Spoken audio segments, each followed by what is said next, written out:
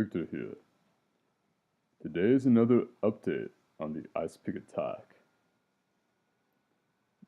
Now, this is a very freeing move for green. Extremely versatile. The bishop can sacrifice for a check.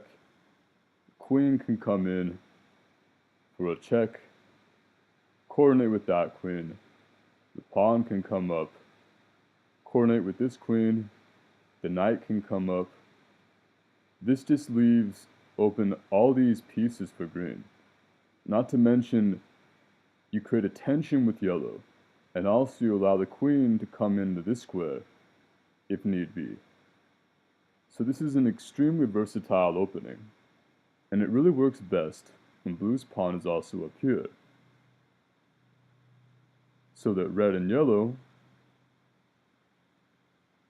cannot impose a simple checkmate threat on green with the two queens. You should force one of these moves, blocking off the light square diagonal on yellow, and thus the tension. So, when trying to figure out how to fight against this opening, I discovered this move. And the most common response, the one played by Icepick, is this pawn up.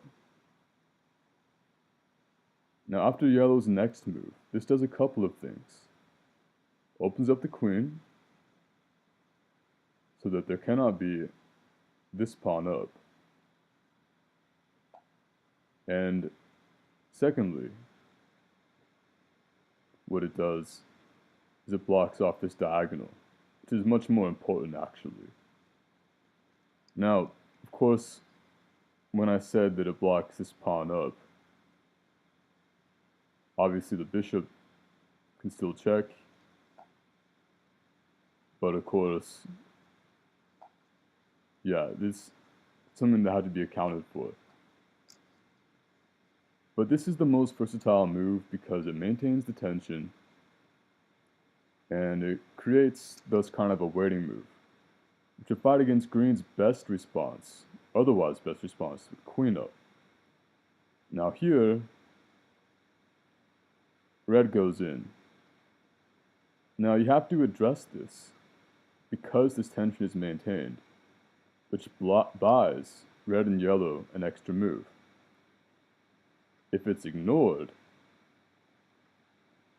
let's say you want to try something crazy, like this.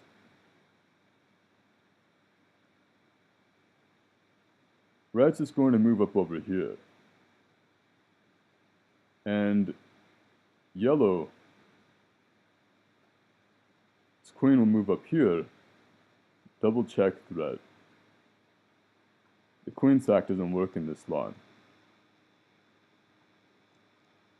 So what you have to do is you have to address it. This is the best move because it blocks off the check, creates extra safety for the bishop, and it can allow the rook to develop. It's the best move in this circumstance.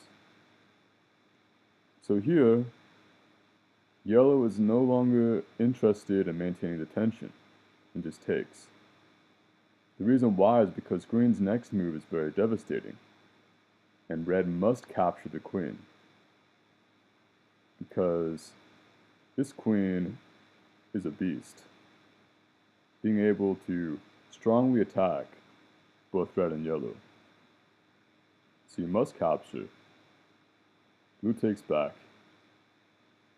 Yellow has to prevent checkmate threat from blue.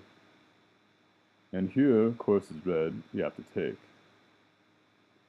Now, as red, you look to coordinate with yellow, taking these pieces. I believe that this is the best move because after yellow queen captures, coordinate with it.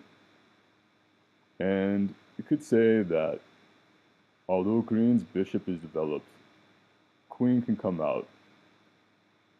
Green's king is kind of exposed. Red can take full advantage of this weak square when the queen moves away.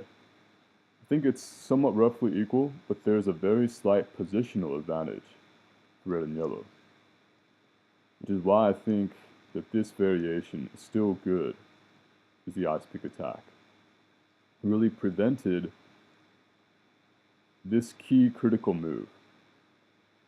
Now, if you go for this move, things get a lot more complicated for red and yellow, because all of a sudden, you have some very heavy attacks on red.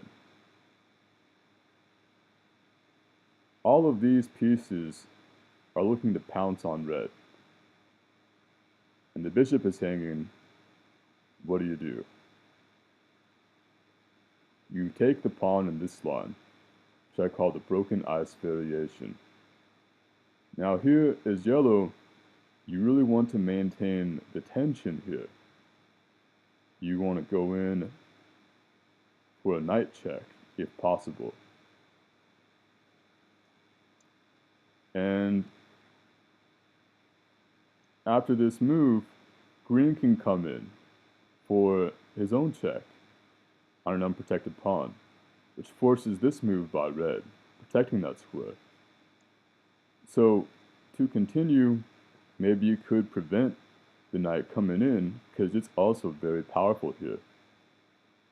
The main reason why we sacrificed the bishop, remember, is it opens up these two key diagonals, or rather, lines. This, is it rank? Yeah, this rank, and also this diagonal on blue. So, if you do this, now all of a sudden, you have this. And as blue, you might think you can take back, but then yellow's queen is there to defend. So this is how the Icepick attack continues with the sacrifice line.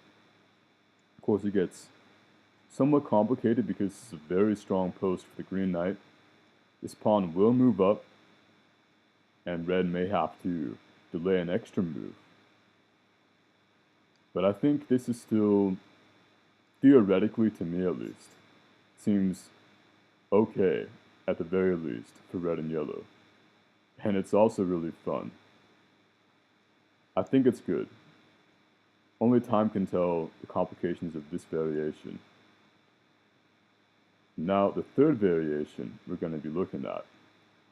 Instead of the knight up, you move this knight up, which will have a valid idea. So here, you move the bishop over here. And what you're doing is you're getting ready to initiate a whole bunch of exchanges on green and blue. I think this is still the best line. It's suggested by Icy Stun. It's the next best move, so thanks, Icy. Here you maintain the tension, as usual.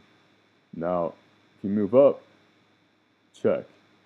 And here, blue cannot just play some move like this, because after the knight takes, setting up checkmate, and blue has to sacrifice a bishop to prevent green from getting mated.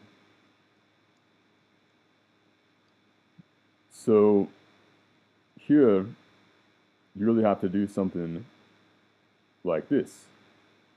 Come back with a check if the yellow queen moves over here. So as yellow, what you do is you get this key diagonal. This is actually choice, I believe, for red and yellow. Because after you take back, force another exchange. And queen could go in, but then red will have this very nice fork after the queens are exchanged.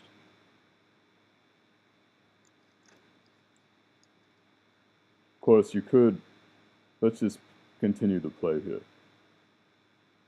Move in, king takes. Bishop is obviously going to take there next. So what you could look to do here as yellow is you could look for this right here. I think this is maybe the best continuation. And this green, not sure yet. Take, and you have to defend that. So, could move back here. But to me, the blue king is somewhat exposed. Red and yellow are up slightly. This seems a very equalist position for both of them. So let's see here.